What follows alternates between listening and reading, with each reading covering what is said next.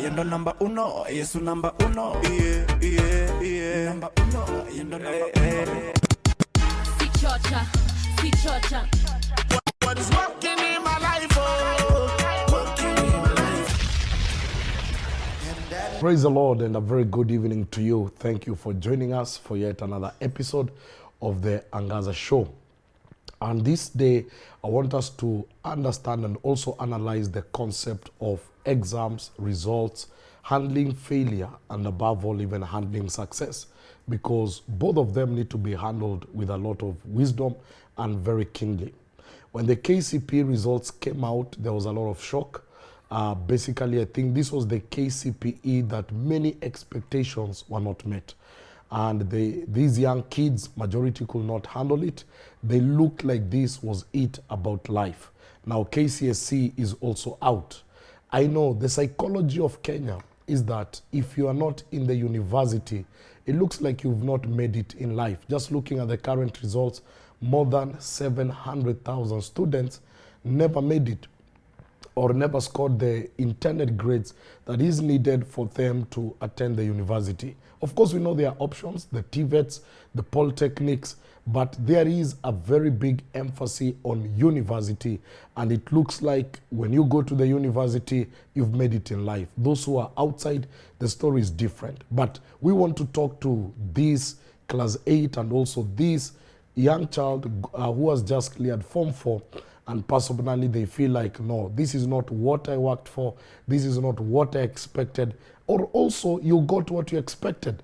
Sometimes there is what we call the curse of good grades, whereby now you feel like this is it, I've made it, and this life is now good for the taking. So we'll be having this conversation with a counseling psychologist just to understand if you're there and you have a child possibly who didn't perform as they ought to have performed, or if you're there and you think, oh yes, I got my A, I got my B+, I'm the village champion. I believe these are conversations that we need to follow. Anyway, see you immediately after the musical break. Praise the Lord and welcome back. We are just from the musical break, and today we want to look at the concept of handling success and also the handling failure.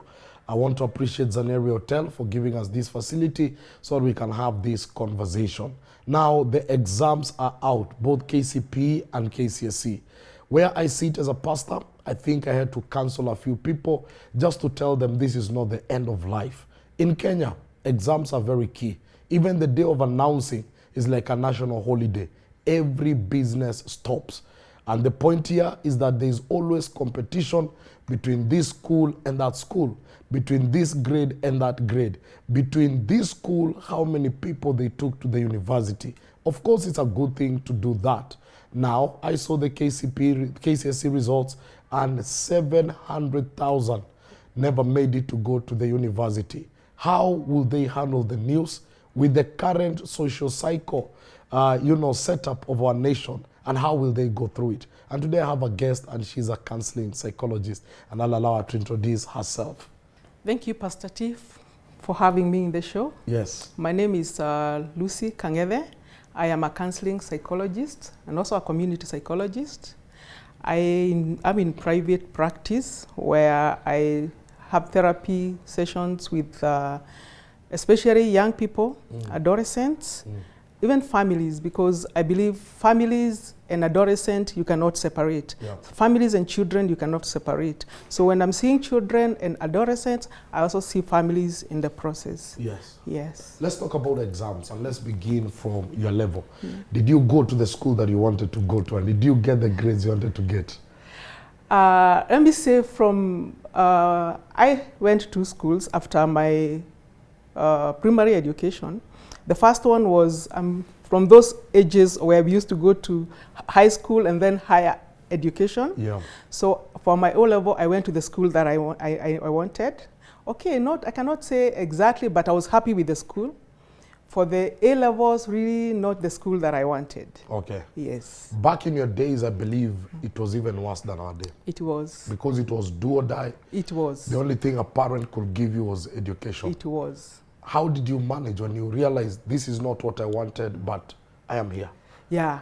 When I realized it's not what I wanted, but that is where I am, I worked. I just had to work hard for it. But it was a challenge because accepting what you did not expect, you have to put your mind again together to actually accept what you get. Because this is not what you planned for. This is all you have.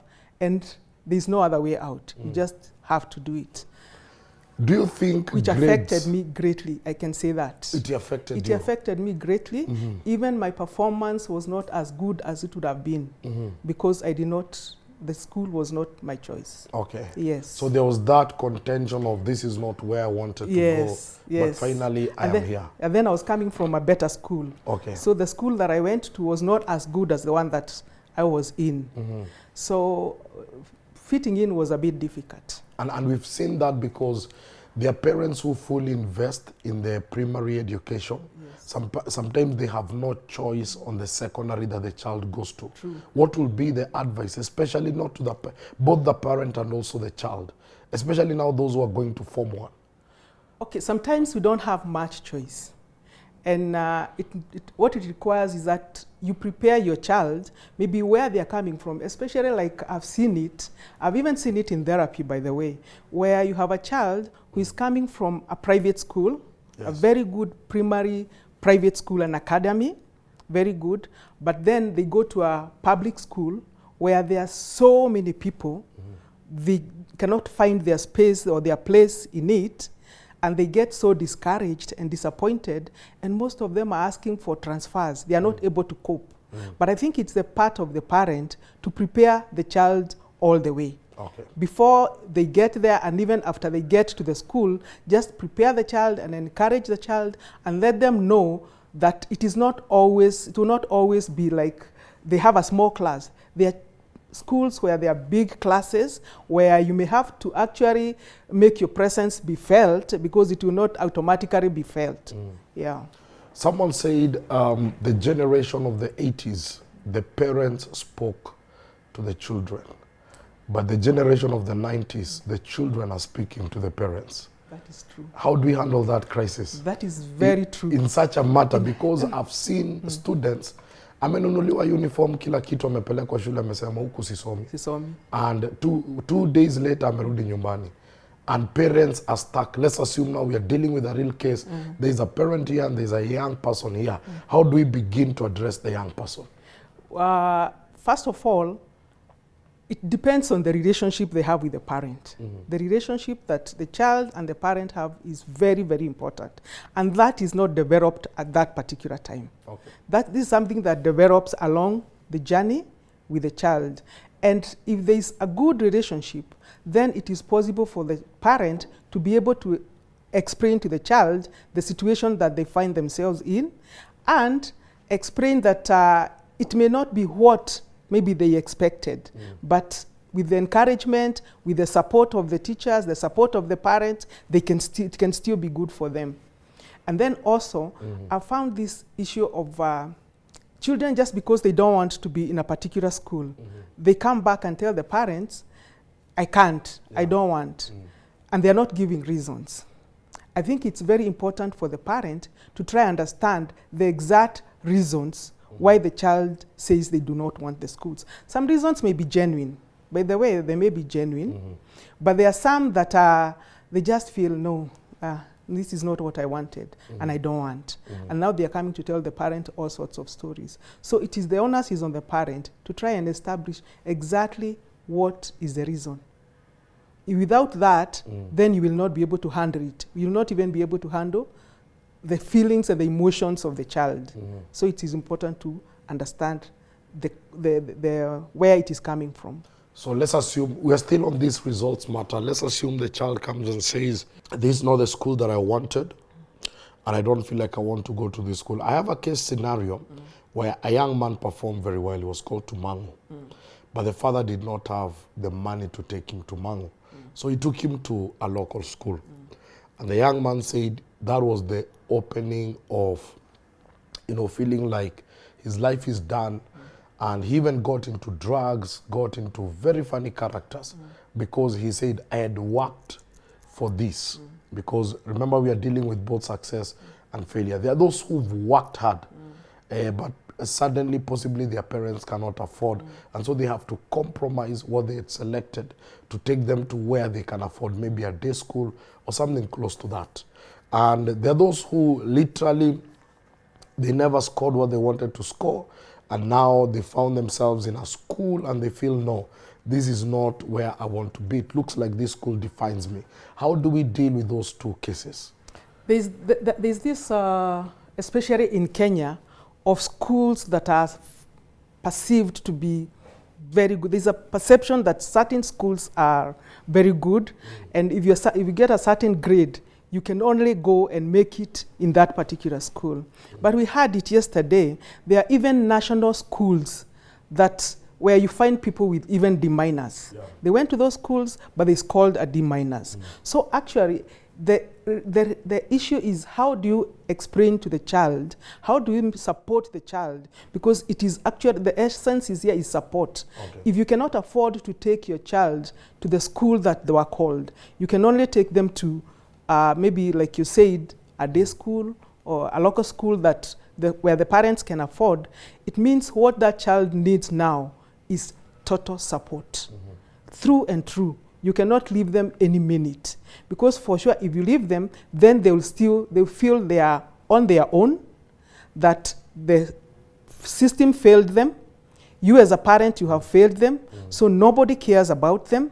They will not feel like they are associating with the people of their caliber. They will feel like they've been brought down, and they have to deal with people who are not of their same level as them.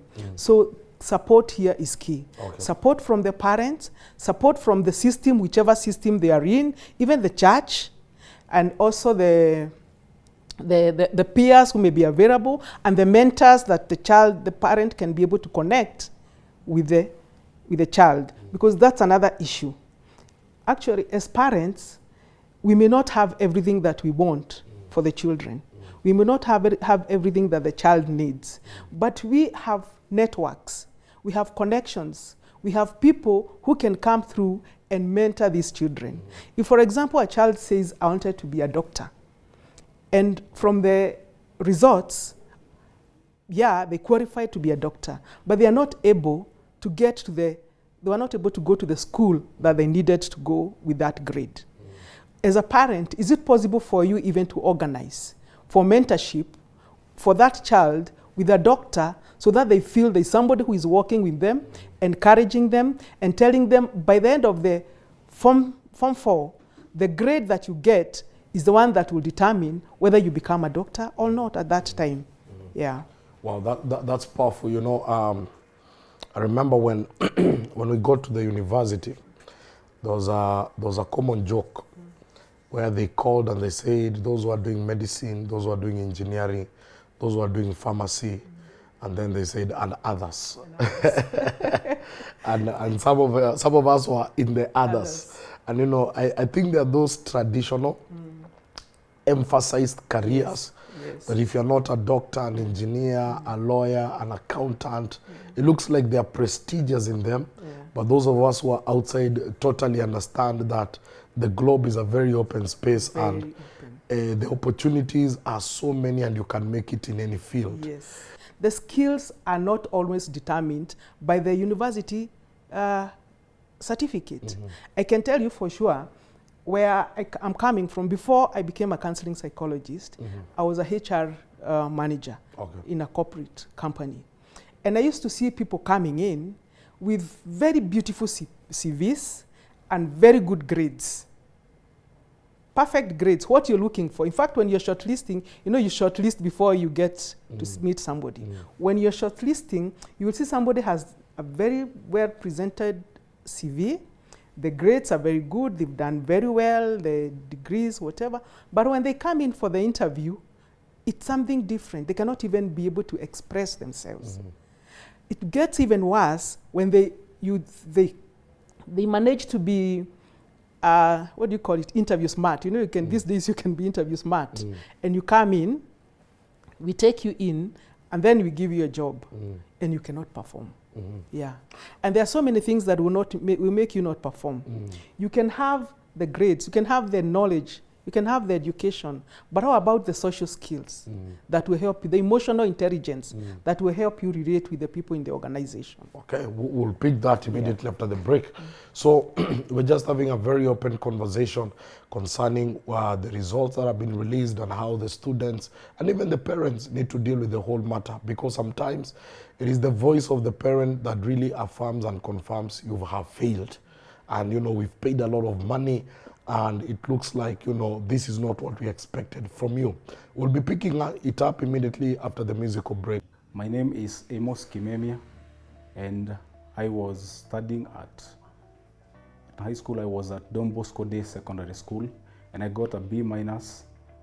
I was enrolled at KU in 2011, and there was no enough money. I was enrolled for BCom, and I did not have enough money to cater for my school fees. So I had to defer after my first semester. After hapo niliingia haso, nikaingia MJE, nikapiga, nikasave pesa. In 2013 nikaenda Railways Training Institute and enrolled for a diploma in civil engineering. After enrolling for the civil engineering, nilikuwa natafuta haso, napiga haso, natafuta pesa, then I pay for my school fees, plus I had a guardian who was supporting me. And in 2016, I also deferred the diploma in civil engineering due to financial constraints. Na after hapo life niliona ilikuwa ngumu sana, juu niliona sana nimefika mwisho, and as just a commoner person, by then I did not know much about God. As a commoner person, I thought now my life now it's over and I cannot do anything else. So what happened is that I went back to mjengo tena, nikarudi MJE, nikapiga MJE. After kupiga MJE, save around 2017 ndio nika-employiwa na kampuni fulani ya Wahindi. Nika-save pesa ilikuwa enough ya kuketa for my third year that yenye nilikuwa nimedefer mwaka ya 3. Nikaingia 2018 nikapiga diploma yangu. After kupiga dip 2018 God alifungua. By then sasa niliingia kwa God, tukajuana na God, tukatembea na yeye. Na after hapo nilipata job kwa contract ya government ya Kera. And from there nilikuwa najua life it's not haijafika mwisho sasa, juu already nilikuwa na God alikuwa shanionyesha new paths. And by then sasa ndio discover, nikaona niaje life it's not over and I have to build my own self since there was no one else that I was depending on. And 2018 I registered a company called Atrohill that we were supposed to do engineering work, civil works. Currently I'm doing my degree in civil engineering, BSc in civil engineering at JKUAT, and I believe by 2027 nitakuwa already nimemaliza the degree in civil engineering. Now one thing I'm sure is that already nitakuwa nimepatiwa the BSc ya civil na accreditation ya EBK.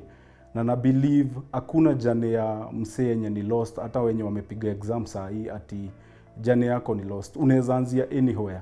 It's not over. Actually he said bakawe umedunda exam. Sisi tu kudunda, but God by then we were not financially capable of maybe pushing towards our journey. But God mwenyewe ametuhold. So kila msee mwenye amedunda, maybe umedunda exam, mimi naweza kuencourage nikwambie niaje, it's not all over. You can start from where you are. You can start even from a certificate. Some of us started from a diploma and currently we are pursuing the degree ya civil. We said kama unaona unika ulikuwa kidogo, wazazi wanasema niaje ati nini niaje, ni vizuri wazazi pia nao waketi chini na watoi muagree mseme niaje, hii ni setback kidogo sana, it's a temporary setback. So one thing you can do, you can rediscover yourself and your path is not yet lost. You still have journey.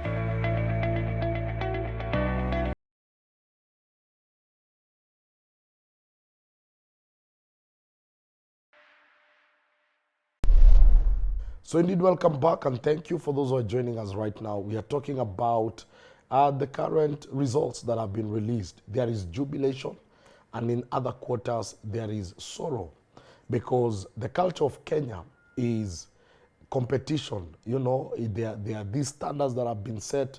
If you don't make it to the university, it looks like that's over for you. And also the culture of this school has performed better than this school. And sometimes there's too much pressure also that comes from the parents, because society imeweka mambo hivi na kama hujapata B+ ama C+, that's it. Statistics inaonyesha more than 7,000 will not make it to go to the university. What is the alternative? Is this the end of life? Does it mean now they fold up everything and quit? I remember there's a book that was written called Why C Students Employ A Students. And of course, it's a paradox. And in that book, they try to analyze and say, the C students already know they never made it. And so they increase and they fight daily, knowing they're not privileged. And sometimes the A students know we made it and we are okay, and we wait for the society to appreciate us. Yet, there's always this common joke in Asemanga, tuambie ukweli ama tuache. So today we just want to be very clear and just ask, is it over for the 700,000 who have not made it to the university? Definitely it's not over. It cannot be over. You know, there's a psychological aspect to this whole scenario. For one, what do you want in life? What are we all looking for? We are looking for to fulfill or to get to our full potential, to be able to express our full potential. And every one of us has their potential. Mine is not yours. Yours is not mine. There's so much I can do. There's so much you can do. So the issue is, how do I get out to my to achieve my full potential in life? That should be the question for all of us. And actually that question is as much a question for the person who's made it to the university and the person who has not made it to the university. Why? Because apart from the grades, there are so many other things that you need to work on for you to be able to achieve your full potential in life. You can do it through the grades. That's okay. When you have achieved the good grades that you have, and you're able to go and do the course that you intended to do, you have managed to go to the university, good. That's okay, that's very good. But even for those who are not going to the university, there are so many other options. There are many options. There are many pathways that will help you to achieve your full potential. And that is the question we should be asking ourselves. What pathways are there for me that will help me achieve my potential? That should be the question only. And in fact, that is what even the parents should be helping their children to try and understand and to try and have. Because for both of you, whether you go to the university or don't go to the university, if what you are doing does not help you achieve your potential, then really that is when we can say you have failed.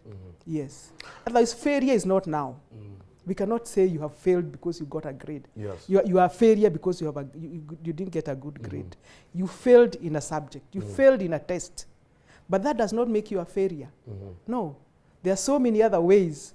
And by the way, by the time you get to Form 4, there is so much you have learned, just like I said before. Apart from the academics, there is so much you have learned. There's so much knowledge that you have gained, even interacting with the people, interacting with the materials that you're learning in class, apart from just the academic, apart from that straight A that people are getting and you feel you don't have. And you know what? Even the ones who got A's, if you got an A minor, you still feel you should have gotten an A. If you got a C, you wish you got the higher one. So there's no one who feels like they got what they wanted. That's a very funny phenomena, because why? You see somebody, they got a B+, and they are crying. Why are they crying? Because they fail, I should have gotten They're so close to an A. They're so close to A. Everything is about affirmation. Even the people you're seeing celebrating, when they received their results, they did not celebrate. When they first learned, this is what I got. The first thing was, I should have gotten an A, not a B+. Until people came and told them, hey, you've done so well, and they're lifting them up, and they feel, oh, okay, yeah, I've done well. So it's about even the people around us. Yeah. How are they treating us? Okay. You know, there was an analysis that was done by the Olympics awardings. And in that analysis, it was so deep because they said the two people that celebrate a lot in the Olympics after winning the medals is number 1 and number 3. And they said number 3 realized that he was so close to losing. Yes. And number 1 already feels I've broken the record. But number 2 is always mourning because he feels like he was so close to number 1, but he never made it. And you know, you shared a very powerful scenario that even there are those who got B's and C's and they still feel, yes, I'm going to the university or I've made it, but still I've not made it. And I also know there's another category, wamiujiza. How hii wamepata hata hawakuwa na expect, and for them it is like, hey, there is a God in heaven. Let's fast forward for this guy now going to campus. How does the workspace look like? Because it is true, today you've gotten an A, you go and pursue your best of careers. One day you sit on an interview bench and you're told, you know, your CV is very beautiful, but there are things we are looking for. How does the corporate working space looks like? The corporate working space, it requires only one thing, value. What value are you bringing on the table? Sometimes it may not even require those grades you're talking about. It will realize there is somebody who is doing so well in a certain organization, and they can even poach that person, irrespective of whether they met the grades that you require, that the ones that you are supposed to check when you're doing the shortlisting. They may not even meet those grades. But if that person can bring value onto the table, that is what the corporates are buying. So what I say, and I tell young people when I'm talking to them, is that during this period, when you are young, it's a time when your core business should be to create value in yourself. Learn the skills that will help you in future, in your future work. Because this is the time, apparently, I don't know whether I can go there, apparently this is the time when your brain is so malleable and can absorb so much at this time. Later, it may not be very easy, but the way the brain works is at this period, during the adolescent, up to the age of about 20, 25, that is when the brain is really developing very fast and creating very many neural pathways where now learning takes place. So the opportune time for you to learn is now. So I tell them, don't engage with so many other things. Concentrate on learning. Learn as much as you can now when you can. And that is how you will create value in yourself, such that when you go out there, then somebody can say, yes, I can engage this person, either as an employee or to provide a service to me, because it doesn't have always to be an employment.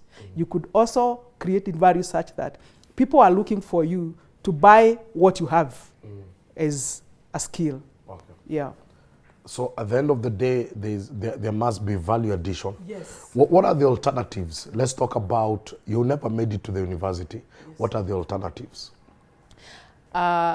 Just exactly what we are saying. It's about value. How do you create that value? You can create that value in the university. Yes. You can create that value through the TVET colleges. You can even, like, for example, we were told about so many people who had E's. I don't know what, with E's, I don't know whether you can present a certificate for a college. I don't know about that. But and there are also those who did not even sit for the exams. I don't know how.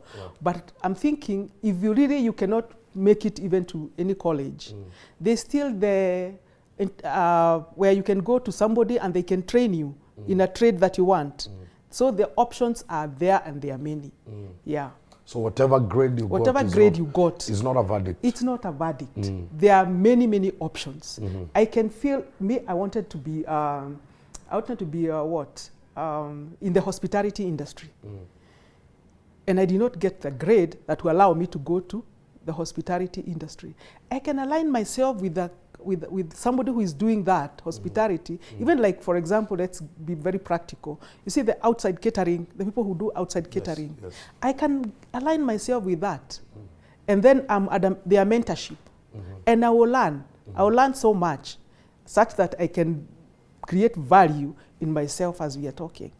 You can align yourself with somebody who is doing installations. So there's always something for somebody to do. Skill-based. If you want to create value in yourself, you will create value in yourself. And that's the key.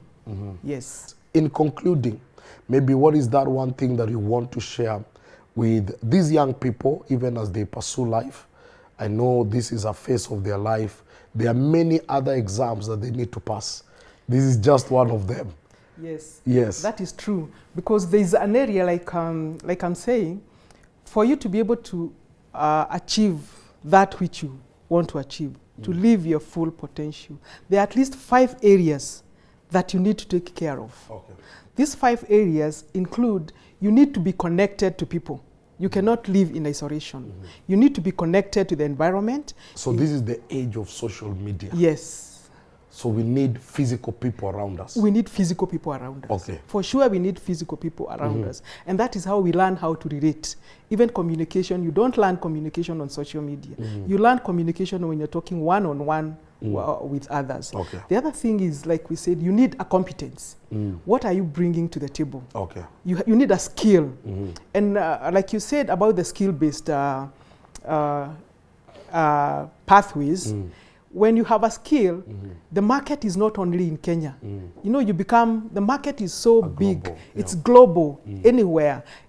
Plumbing in Kenya is the way plumbing is done in America. Yes. You see, maybe you can only polish it, but it will be done everywhere. So value addition. Yes. So especially this time that I always know there's a small time before people join university. Yes. So this time you can do a small certificate. Yes. And there is a lot of content online. The man that does my photography has never attended any photographic school, but is one of the best. And he learned the art online through YouTube classes. So this is the time to add value. This is the time to add value. Okay. And especially because of what I said about your brain, this is the time it will get a lot of things. So make yourself variable, create value in yourself, learn a skill, whatever it is, be competent at something. The other one is stay safe. You must stay safe. You could get the grades to go and do whatever you want at the university. Very good grades, and even you get to the tier universities. But if you're not safe, safety means you're taking care of your health. You're not engaging in drugs. You're not getting engaged in risky behavior. So you must stay safe. And I think it's a very key area. Yes. Because I remember a colleague of ours had to drop out of second-year university pursuing computer science because of weed. You see now? Yes. So ideally for me, we looked at it. He came from a national school, and he had a straight A because computer science was very competent. He had a straight A, and I want to believe, possibly back at home, everybody knew this guy has made it in life. Yeah. And sorry to say it, today he works as a security officer. You see now. With straight A's. And not to say that being a security officer is not a job, but just trying to say when society and the investment and the opportunity presented to him, he ought to be in a better place other than where he is. And you're right. That's where weed took him. So is that person living to their full potential? No. They're not living to their full potential. Yes. So why are they not living to their potential? And they got the good grades.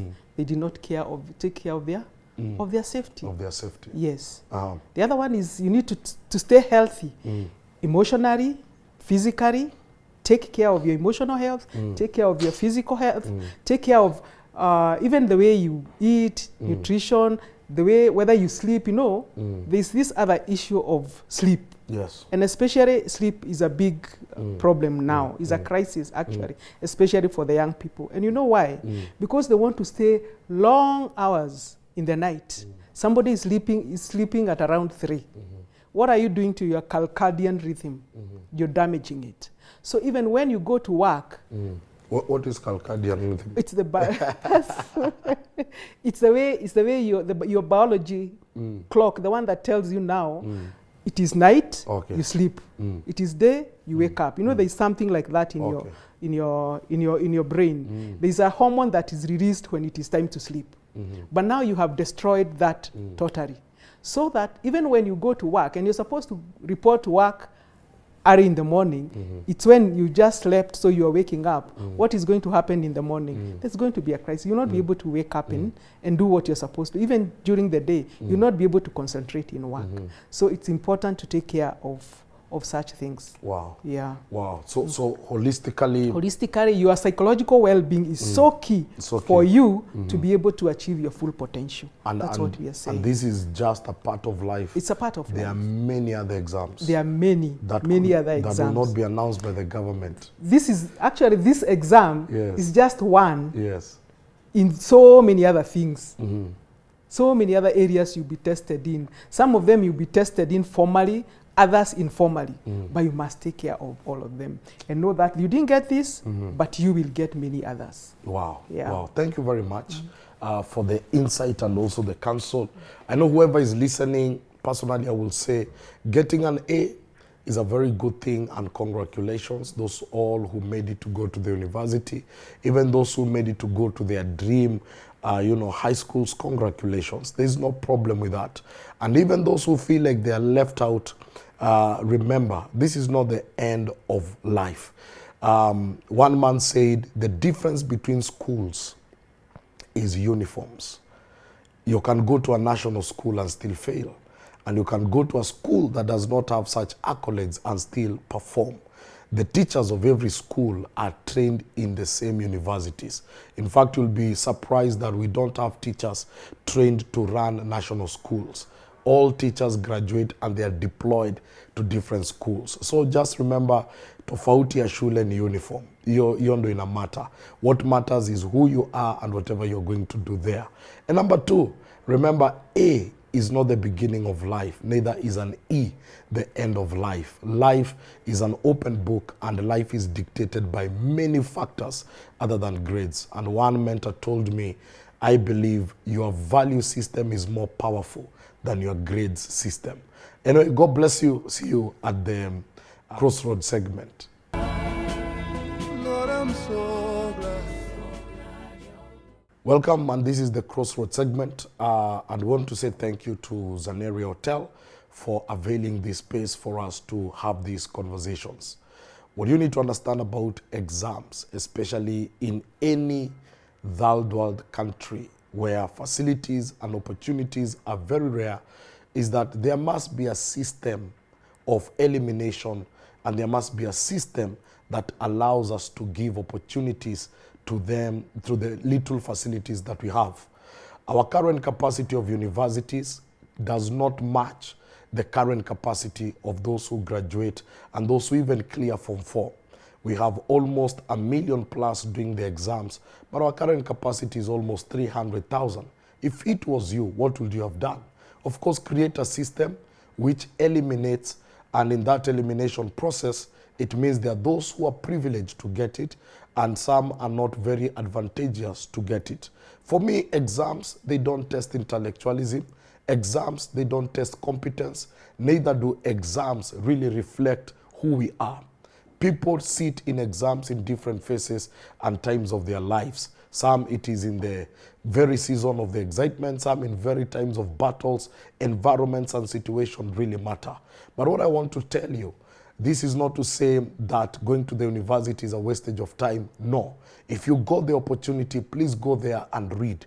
For those who never got the opportunity, you can always begin from somewhere. Certificate, diploma, and still get your degree. How hungry you are for this thing is what will determine that what you need in life. Remember, exams are designed as an elimination process.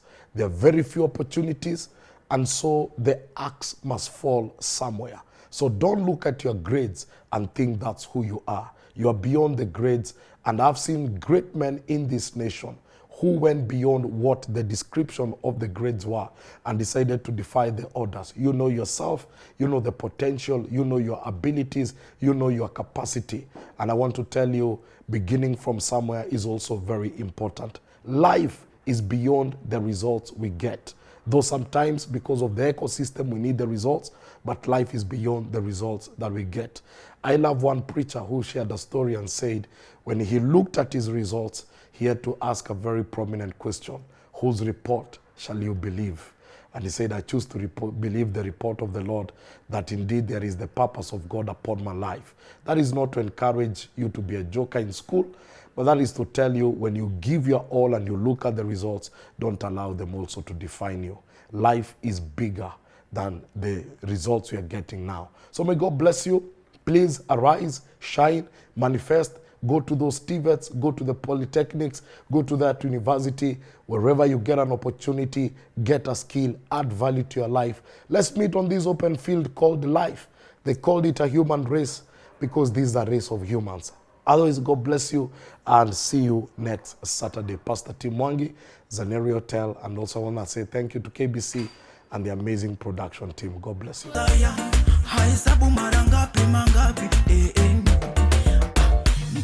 Niko kwake, sipigwi na ukame.